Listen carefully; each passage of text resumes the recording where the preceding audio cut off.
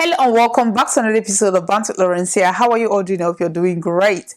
For today's episode, I want to bring you updates on Celine and Afiba and also Andrew Ochekwo. Now, this case has been going on social media for over 3 weeks now, and the case has been unfolding. Now, let me just take you back for those of you who don't know the case or who has not watched my previous video on Andrew Ochekwo and Celine Afiba. Now, Celine and Afiba were friends. So for some reason, Celine, according to the story, she's in Port Harcourt while Afiba is a married woman in Ghana. Now, there is a friend in between them who is Blessing. Blessing is friends to Afiba. And Blessing, according to the story, invited Afiba to Port Harcourt. Now, Afiba and Celine, maybe they were friends, they met up, and according to the story, Celine asked Afiba to accompany her to a friend that she's been talking to on social media who is Andrew Ochekwo, who lived in Aba. Now, nobody knows the conversation that was had, but there was a text message that leaked stating that Andrew had contacted Celine and asked her to bring her friend Afiba for a threesome.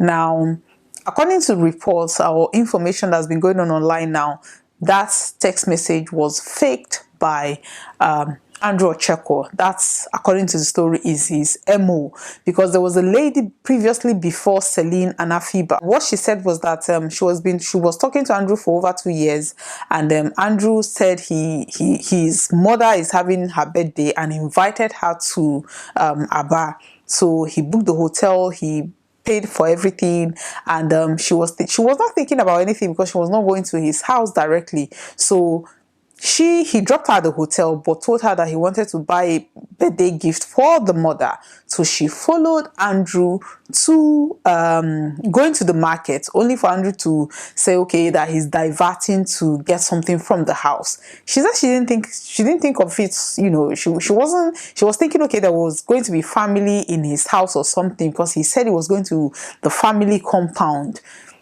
She didn't think of anything, you know. She was just thinking, okay, I've known this person for 2 years. So when they got to the house, she said she was just waiting for family members to say hi to her, only for Andrew to hit her in the head with, I don't know, a blunt object. She was shocked. She was like, what is going on? And then Andrew kind of started threatening her. He brought out a G-Wen and tied her up, stripped her naked. She said she was in prison for over 2 weeks. She was there in his house. She said he showed her videos and pictures of other girls that he's done the same thing to. He told her that he had a friend, a blogger friend, that he would send, if she does anything mess up, he's going to send all this nude, because she was naked in his house for over 2 weeks. So he videoed her and everything. He assaulted her. So he said that he's going to send all the videos to a friend who is a blogger, that she should calm down. For some reason, she was able to escape. Now, this friend, according to the lady that escaped, is a Ben. Ben lives in UK. Andrew used to live in UK, and then he, you know, escaped or flee the UK because he's actually wanted by the UK police. So he escaped to Nigeria and he continued the same thing that he's doing now. According to what they are saying, because the initial story was that Celine and Afiba went there for hookup and the money was ₦1 million. Now, what this lady that escaped is saying that Andrew would collected her phone and was using the phone to chat up. You know, he would send from Joro to Joro, like he would send her message because he has her phone. He will also reply that message, so he could actually screenshot and say, okay, this is what was happening. So according to the story, when Andrew collected Celine and Afiba's phone, maybe he has disarmed them or disabled them, threatened them with a gun. He now used their phone. He was chatting himself, telling them to come to a bar, and then he's going to pay them ₦1,000,000 and everything. And that was the conversation that was leaked on social media. And the lady that actually escaped debunked this whole thing. She's a survivor, and she said that exactly what happened to her.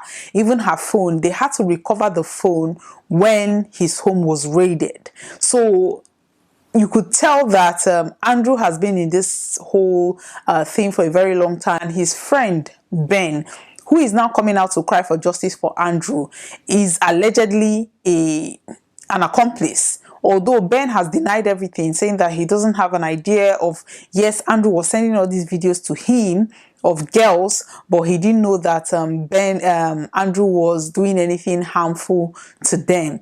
So people are looking at Ben sideways now. But the bone of contention now is how Andrew ended up dead.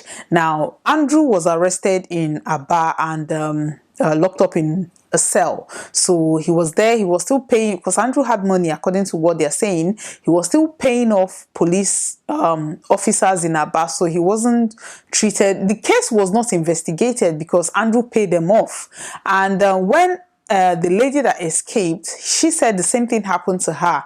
She had all these bruises and everything. She went to the police station. She said she was kidnapped, only for them to ask her to bring money for investigation. And Andrew had wiped her accounts. She didn't have any money, so there was little she could do about it. She just went on and treated herself. So she came out online. According to her, she cried out, but people were not listening. She said she reached out to Very Dark Black Man, she reached out to Gistlover, that it was just a few blogs that actually helped her, but these were not known blogs. So the case did not go. This was in January, so the case did not go as if that case maybe was escalated or the police took their job seriously. Celine and Afiba probably would have been alive today. Now, Afiba, who is Ghanaian and married, the husband reached out to Ghanaian embassy, and then Ghanaian embassy reached out to Nigerian embassy.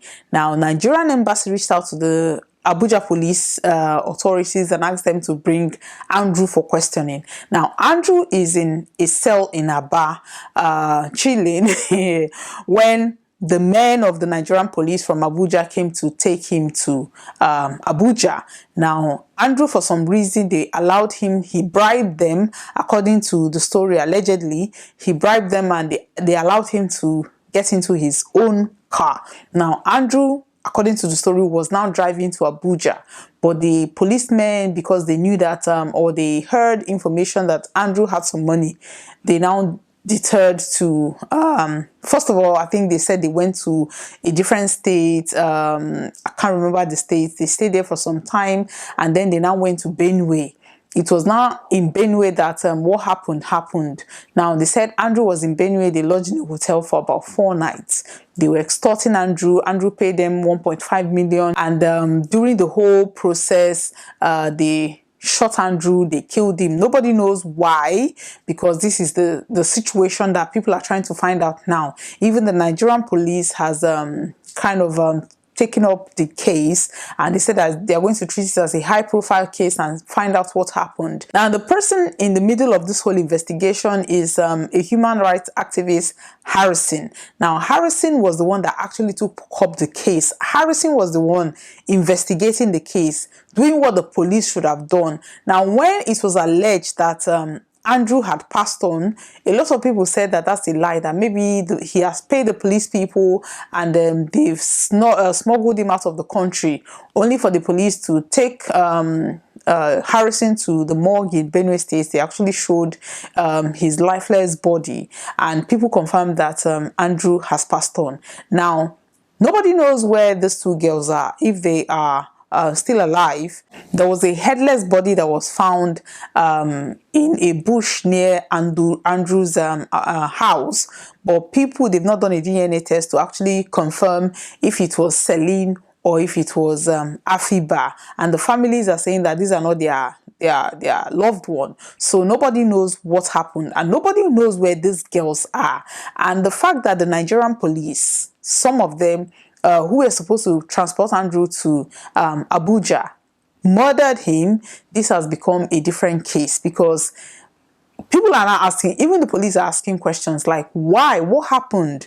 Harrison actually did a detailed investigation because he went to a bar, then he went to Benue, and then Abuja. So he was able to ask people what happened. Some of the people, some of the men that have been arrested, because allegedly the police said that the people that shot Andrew were the vigilantes in Benue State, that these are the people that shot Andrew. So Harrison went to Benue State and investigated those in custody, and they said they had no idea. One of them, he said he's a mechanic, said that he was just coming back from church. He was passing by and he was shot at the leg. He was thinking, what is going on? Why was I shot? So another one said that he's a vigilante and he got information that there are a man that people they've been harassing. So he now went to the police station, the local police station in his community, to report.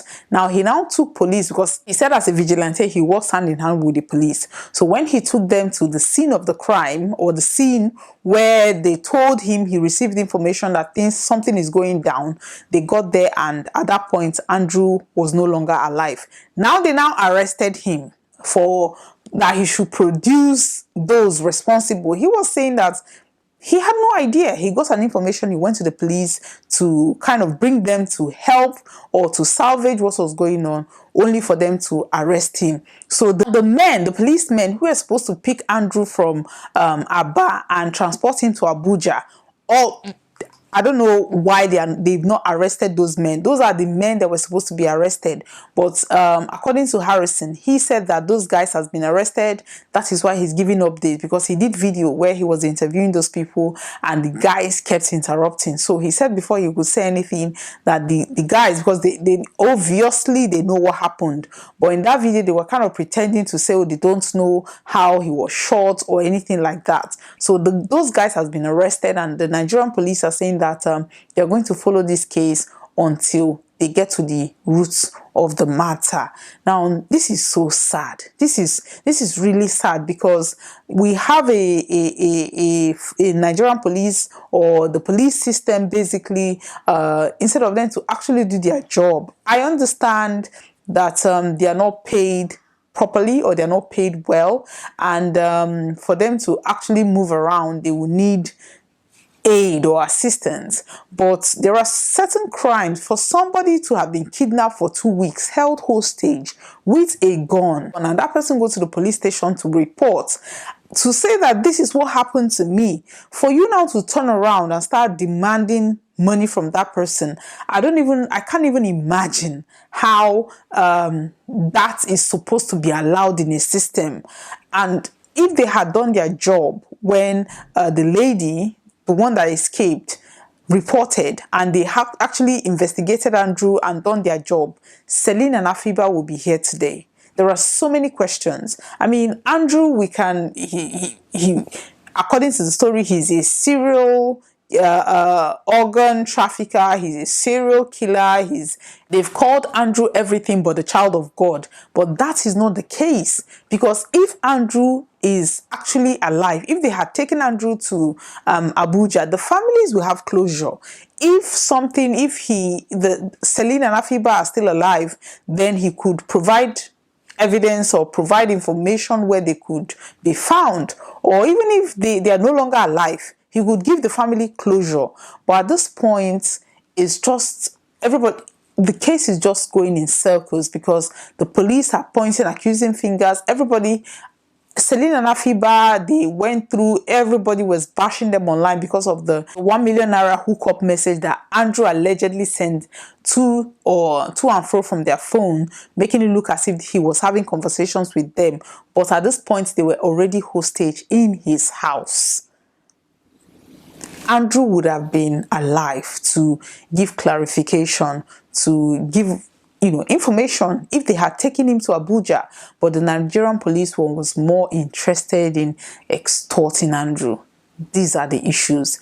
Now, let me know what you think in this whole thing. Do you think that the whole Nigerian police, they need to pay Nigerian police more for them to do their job? That is understandable. I mean, we are having this conversation of minimum wage, and the government is arguing, listen, we know that they are underpaid and overworked, but certain crimes or certain incidents shouldn't just be swept under the carpet. There are certain things that if you need to escalate and then get resources to do that, they should be able to do that.